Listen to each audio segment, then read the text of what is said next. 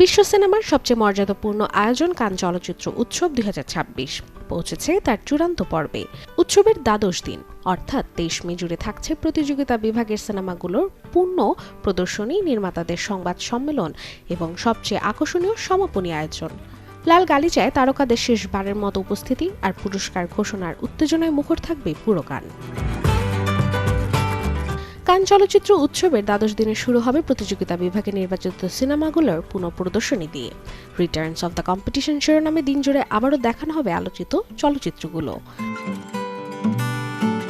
এখন ঘরেই হবে বিয়ে বাড়ির পোলাও, যদি থাকে আর্কিড এসেনশিয়াল সুগন্ধি চিনি গুঁড়া চাল।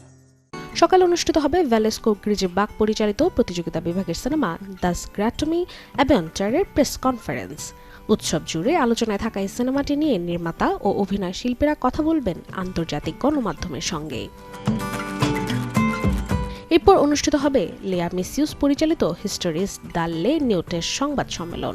প্রতিযোগিতা বিভাগে থাকা এই সিনেমাটিও সমালোচকদের নজর কেড়েছে শুরু থেকেই। দিনের সবচেয়ে বড় আকর্ষণ থাকছে সমাপনী অনুষ্ঠান।